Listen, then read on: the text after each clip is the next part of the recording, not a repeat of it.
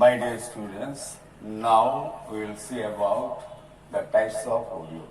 Ovules are classified into several types. There are two types of classification. One is types of ovule based on the position of the sporogenous cell, spore producing cell. Based on this position of the sporogenous cell, there are two types, tenuinusolate type and second one is crossinusolate type. In the tenuinusolate type, the sporogenous cell will originate from the hypodermal cell. Hypodermal cells are present just below the epidermis. When the sporogenous cells are produced from the hypodermal cell, that is called, such a type of ovule is called tenuinusolate type.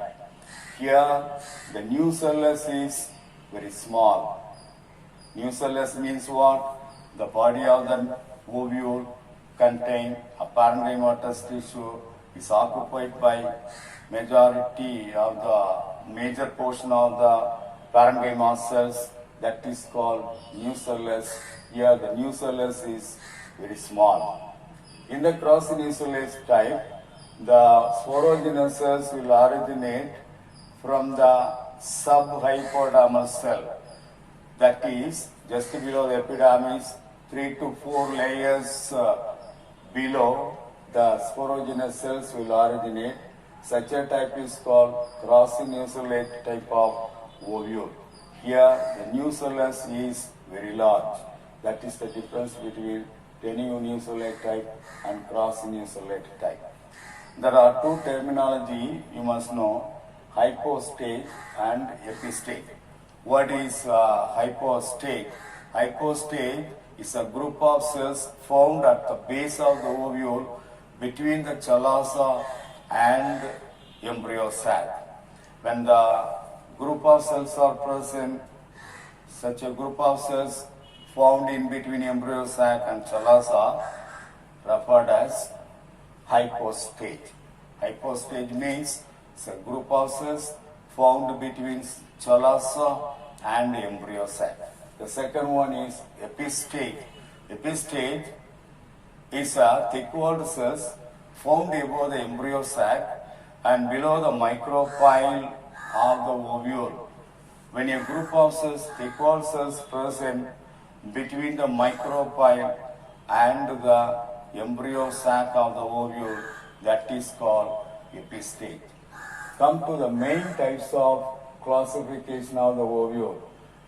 Based on the orientation, form and position of the ovule, there are 6 main types of ovules classified.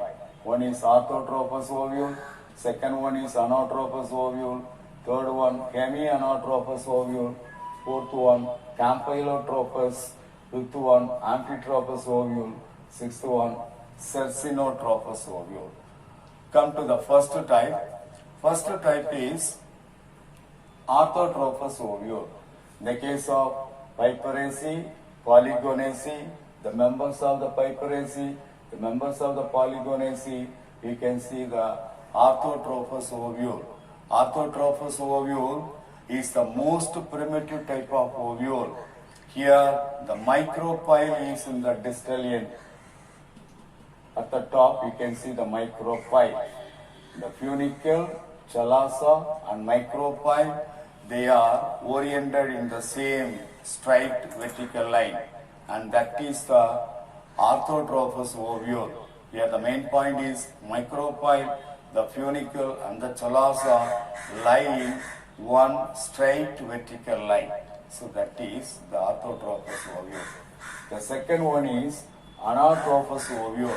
Here the body of the ovule is inverted so that the micropyle and funicle come to lie very close to each other.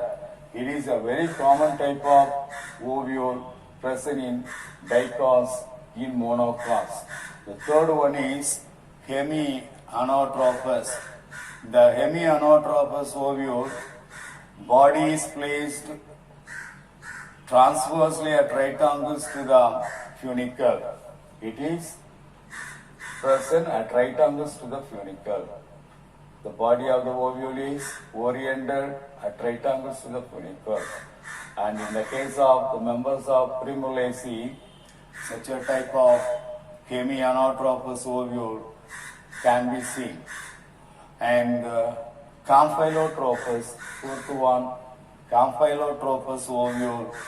Here the body of the ovule at the micropylar end. And the ovule of the body of the ovule is curved, and one or more bean-shaped embryo sac can be seen. The embryo sac is slightly curved. The body is curved, body of the ovule is curved and more or less bean-shaped. Bean-shaped body of the ovule can be seen, so that the embryo sac also slightly curved. Hilum, micropyle and chalaza are adjacent to one another, and the micropyle is oriented towards the placenta. It is seen in the Leguminaceae family. Amphitropous ovule, the fifth one is Amphitropous ovule.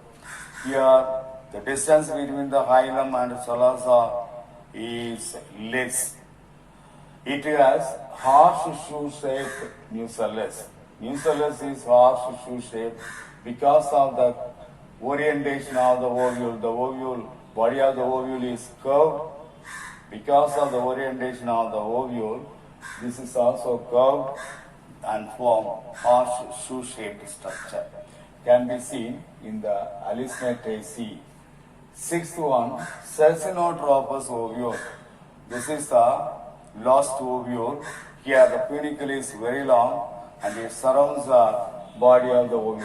This is the funicle, that is a long stalk, very long funicle that surrounds the ovule completely. So this is the Cercinotropous ovule, can be seen in Cactaceae. That's all.